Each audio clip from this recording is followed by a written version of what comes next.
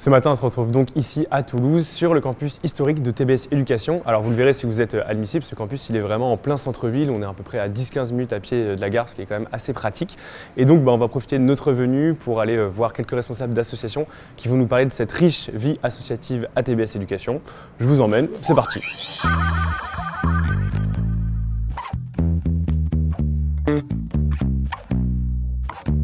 It's a strange kind of phase when you let go. Let your life flow like a river. On est maintenant sur le rooftop du campus et on va profiter de ce cadre privilégié pour entamer une petite séquence vie asso avec Arthur. Salut Arthur. Salut Dimitri. Alors toi, on t'a choisi parce que tu fais partie de plein d'assos, donc tu vas pouvoir nous en parler. Est-ce que tu peux déjà faire une sorte de panorama un peu général de cette vie asso? Bien sûr, alors à TBS Éducation, donc on propose plus d'une trentaine d'associations. L'avantage c'est qu'il y en a pour tous les goûts, pour tous les domaines, que ce soit l'humanitaire, la banda ou même l'onologie. Donc en fait, c'est un très large panel d'associations. Ouais, donc là tu as cité les assos toi que tu fais. C'est une spécificité aussi de TBS Éducation, on peut faire plusieurs assos. C'est un truc qui a été déterminant pour toi? Ouais, bien sûr. C'est vrai qu'après la prépa, après les oraux, quand je devais choisir entre les écoles, le critère des assos, c'est un critère déterminant parce que c'est vrai qu'à TBS, on peut en faire plusieurs associations en même temps, là où dans d'autres écoles, des fois, on n'en fait qu'une seule. Donc on est moins restrictif, on peut toucher à tout, donc bien sûr que c'est un choix déterminant. Ouais. Ok. Comment tu arrives à concilier la vie asso et la vie académique? Ça se passe comment? Alors l'avantage à TBS Éducation, c'est qu'il y a ce programme Jeunes Actifs et Passionnés qui permet d'avoir des horaires aménagés en fait, où le lundi on a cours toute la journée, mais tous les autres jours on a cours que le matin.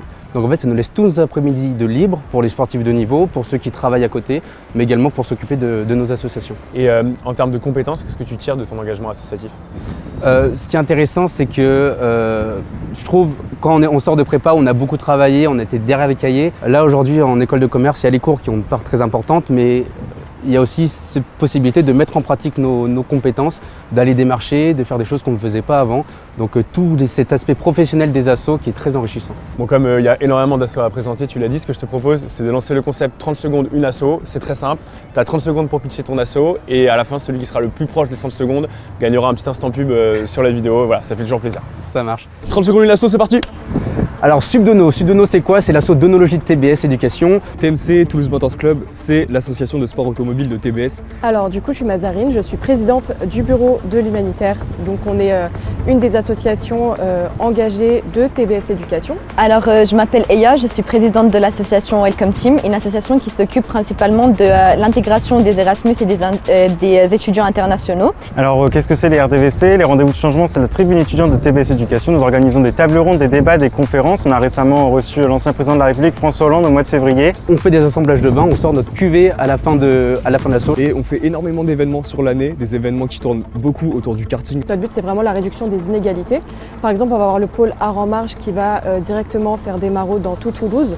On fait plusieurs sorties, par exemple la dernière fois on a fait une chasse au trésor à Toulouse. On a également organisé un débat pour les élections du Crous ou encore un débat pour les élections européennes le mois dernier. Il reste encore plein d'autres pôles très intéressants.